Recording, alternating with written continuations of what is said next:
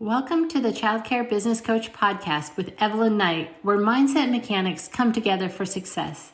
Evelyn Knight is the leader of the ECE revolution and is on a mission to touch 1 million children's lives through the elevation of the ECE community. Hello and welcome to the Childcare Business Coach podcast. My name is Evelyn Knight.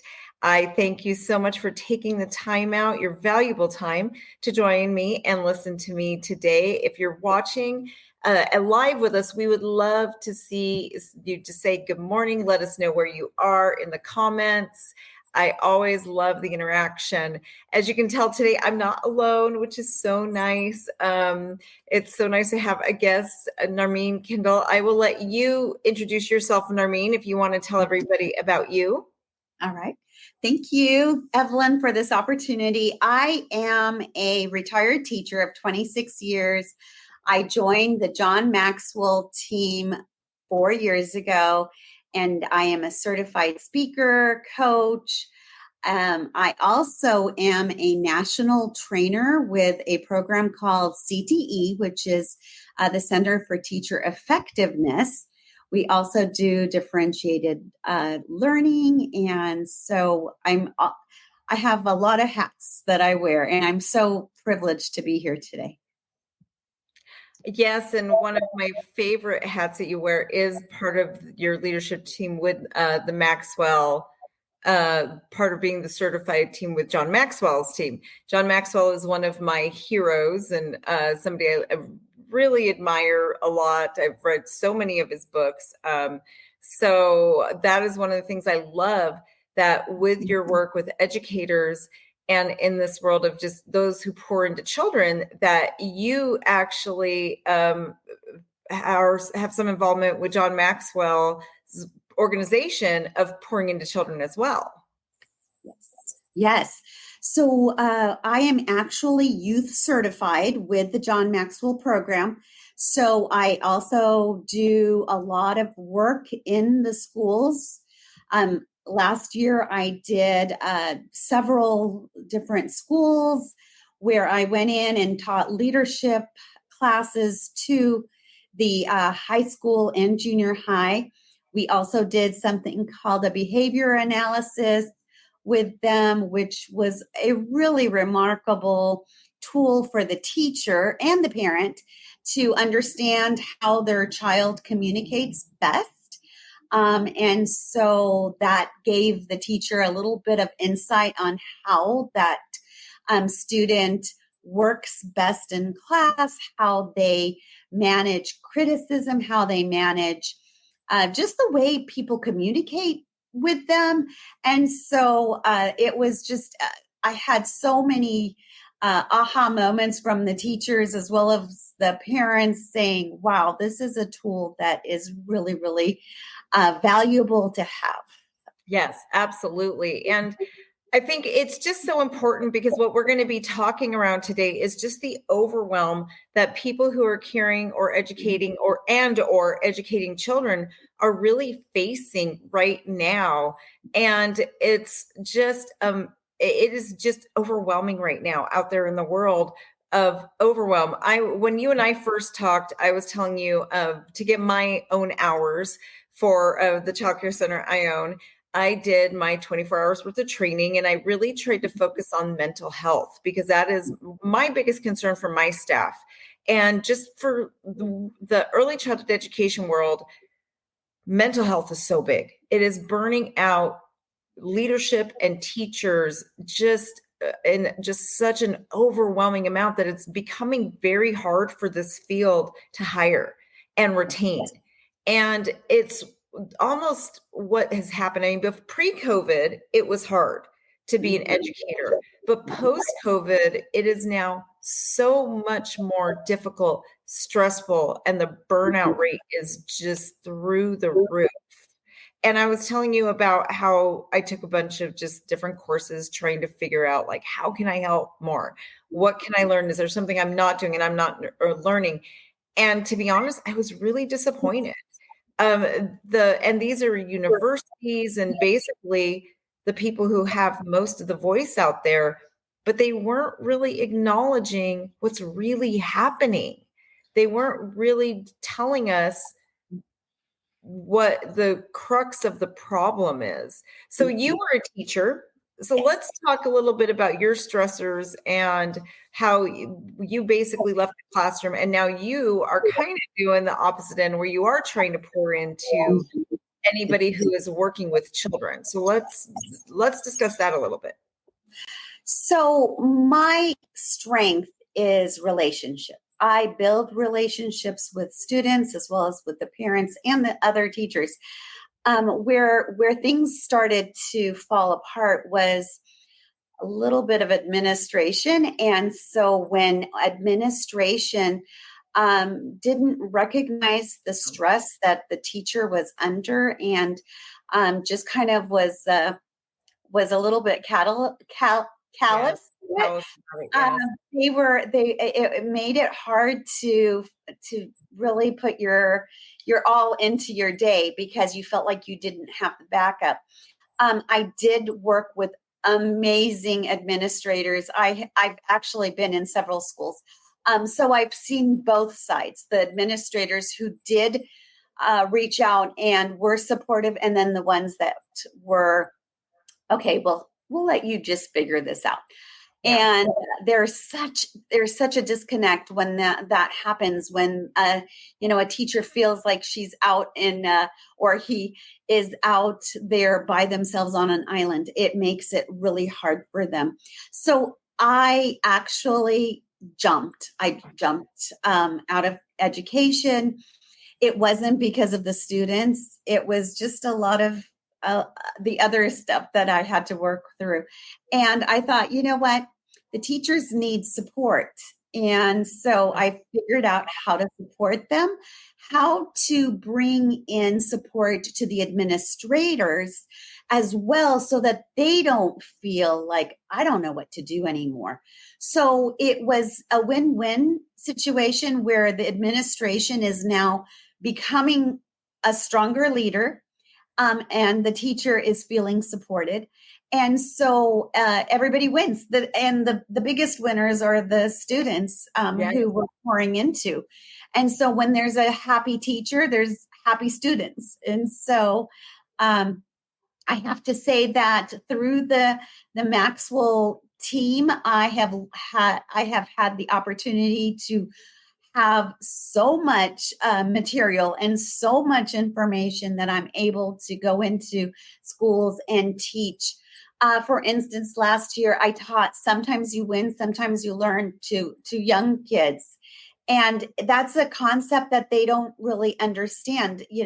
A lot of times their understanding is, oh, I'm a winner if I win. But other times they also need to know that success comes with losing. Yeah. And so just motivating from the top down. So I know a lot of times we go in trying to fix the student and then move up, but no, I go in from the top, from the administration down, because it will trickle down to the student. Yes. And for my leaders, my podcast mainly targets early childhood education leaders. And so I really want my leaders out there to listen to what Narmine is saying, because we often talk about our burnout. We talk about our struggles, but often we don't see how we are creating our own problems because we're not nurturing our teachers. We're not pouring into our teachers. And I get it. I'm an admin. I know what it's like when you have call out after call out after call out. And for example, I have a staff. Altogether I employ about 25 people.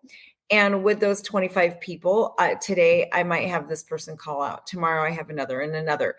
In my mind, right, as a leader, I'm like, gosh, what is going on? Why is everybody calling? Yeah, it's one thing to me, right? I'm dealing with this one problem, which is employees not coming to work.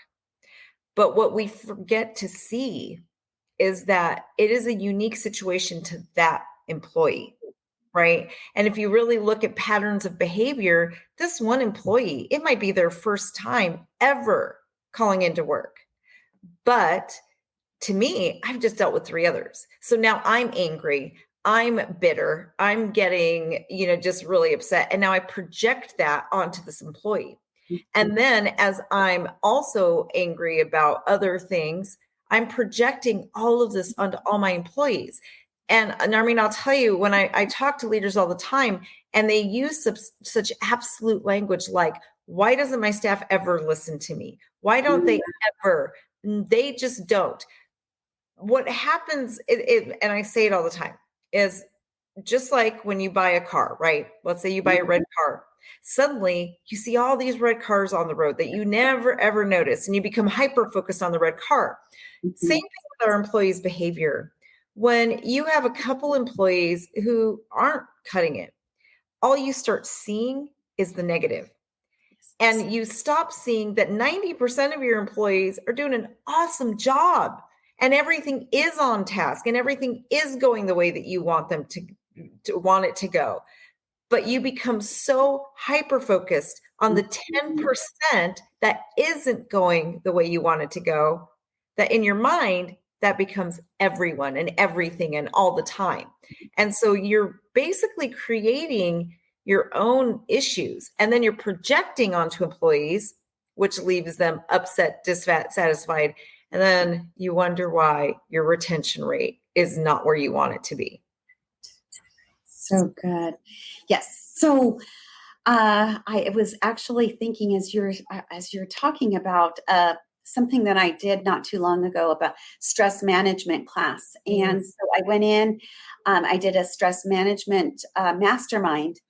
And we talk about the 2 different stressors, the stress that we can control, of course, and then the stress that we can't control. And sometimes what we can't control overtakes us so much that we don't see any other way out. And I always say, and there's a saying that is out there, whatever we feed grows. So if we're constantly feeding that negative pattern, it's going to grow. People, like you were saying, people will feel it, will start to take it on themselves. Actually, it becomes a part of their thinking as well. Yes. Because it becomes so permeating. It permeates every part of the campus, and so whatever you feed grows, but whatever we starve dies. So if we can take that negative energy and start to diminish it, and yes, it might be, like you said, 10% may be the negative, 90% is the positive. But if we're putting all our energy in that 10% and it's starting to grow and it's getting stronger, well, the positive is now going down and it's becoming almost null and void because we have completely ignored it. Right. So Absolutely. Yes. But I think the important point to what you are talking about here is that we have created it. And so often leaders just don't see how they create their own. They're trapped in this cycle and they don't understand and see how they've created the cycle. I absolutely love that. I don't know if you saw the comment I put on the screen, but I'll put that up really quick. It's this is such an important topic and one we have a hard time talking about in this field. I think in every field that has to do with children, we are not talking about this enough. We are not really just acknowledging the difficulties and what in your opinion is it that is the root cause of all of this? Because this is a nationwide, and I'll tell you, my company, Childcare Business Professionals, has an international customer base. This is an international problem. We're not just seeing it here in the United States. So what do you think is at the crux of it all?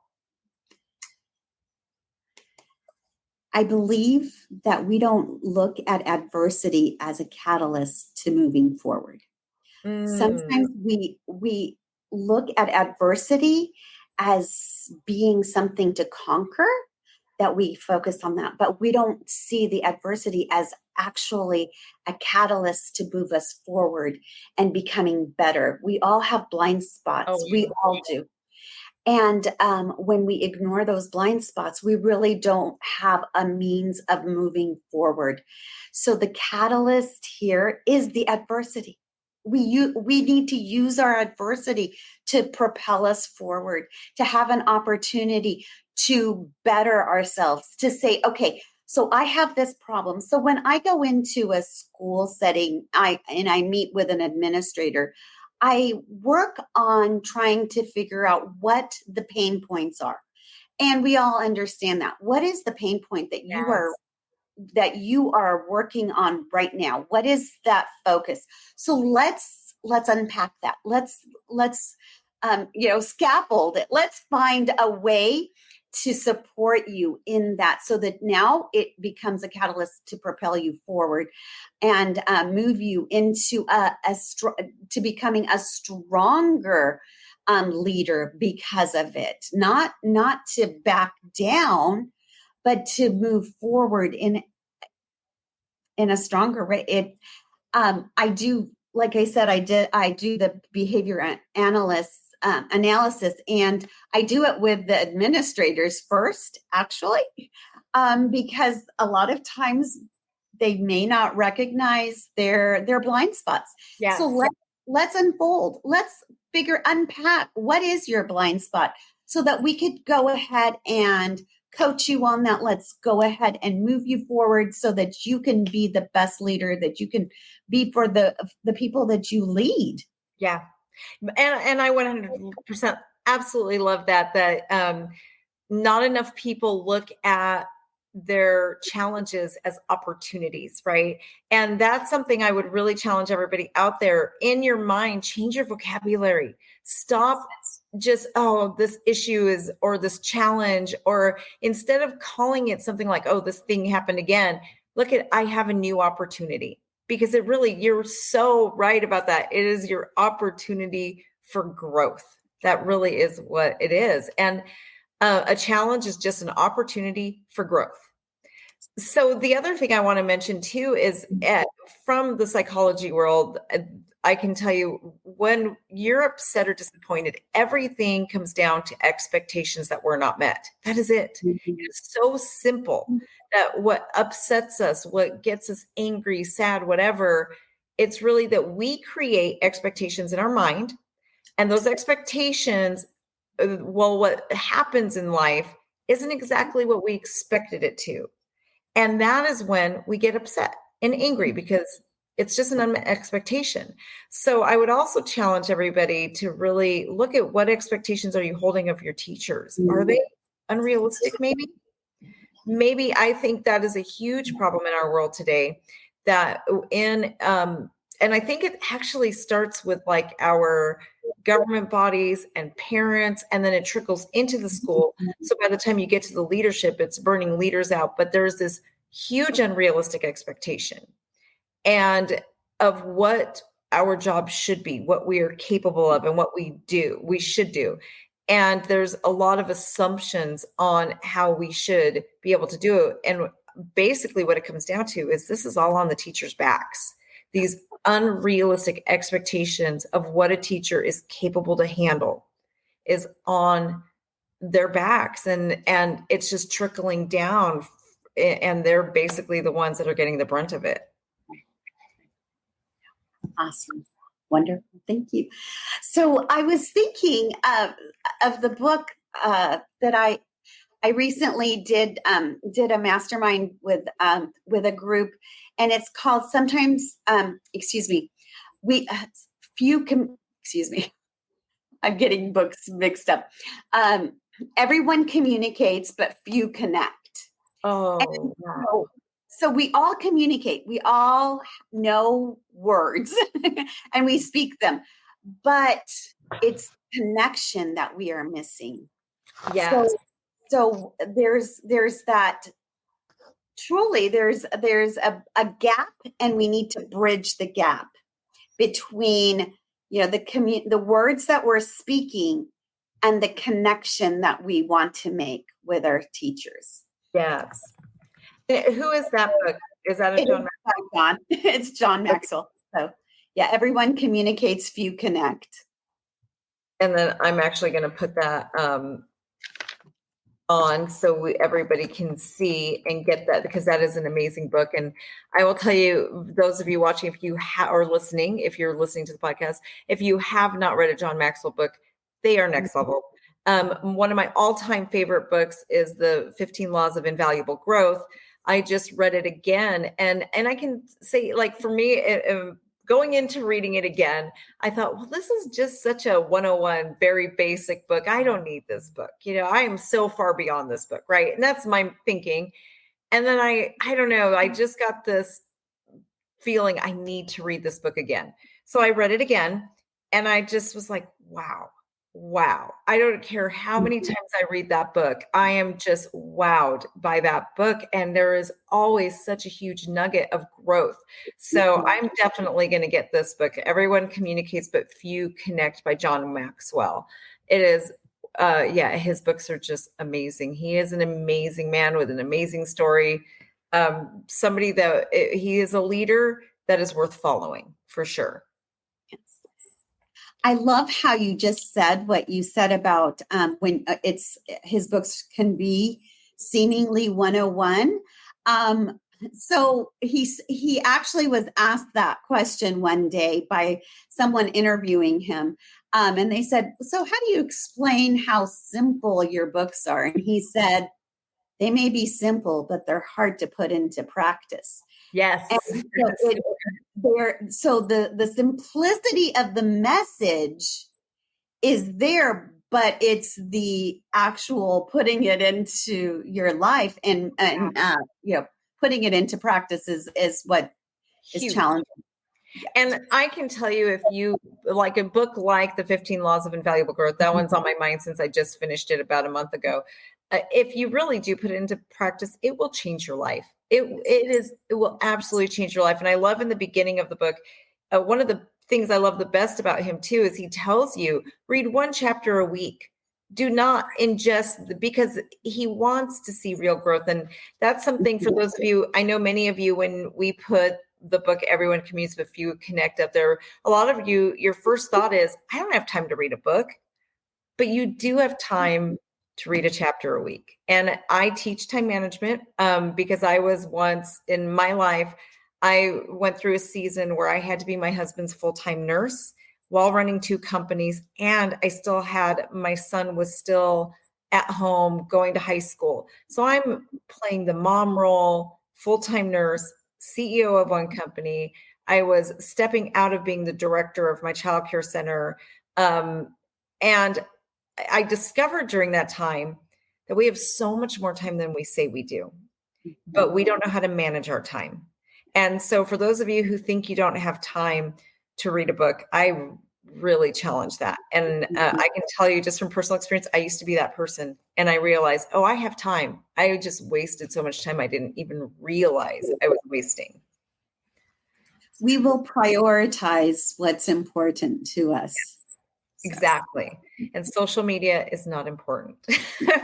That's the biggest thing I learned, is get social media off of your phone, just select times and put a limit on it, because we have so much time for personal growth and development.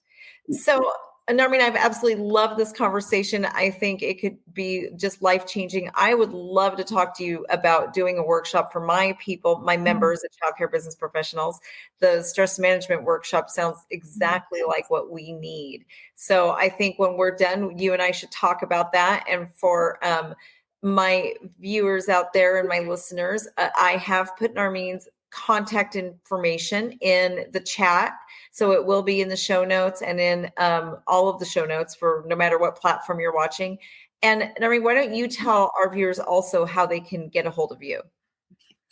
So I doubt that you can see that. Well, maybe. So I don't know.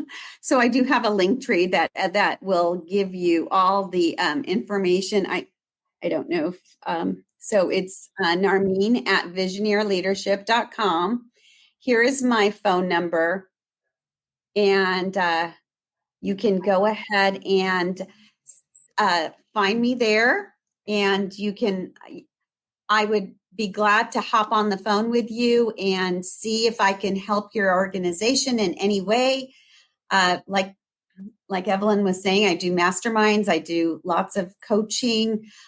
So I would be more than happy to help you in any way you need. And again, all of Narmine's, her contact information is in the notes. Okay. So, but I actually, sure if I had given that to you or not, but yes, you did. And the card, I actually could see it just fine. So I think you're good. Her website, if you want to learn more, I did link that in the notes. So make sure you go to the notes and get a hold of Narmine. And I know through Child Care Business Professionals, we will be bringing her in to do some work. So if you're one of my members, you can look forward to doing something once her and I get together and coordinate that. Thank you so much for joining me today. Thank you. I appreciate it. Thank you for joining Evelyn today. For more information, please visit childcarebusinessprofessionals.com.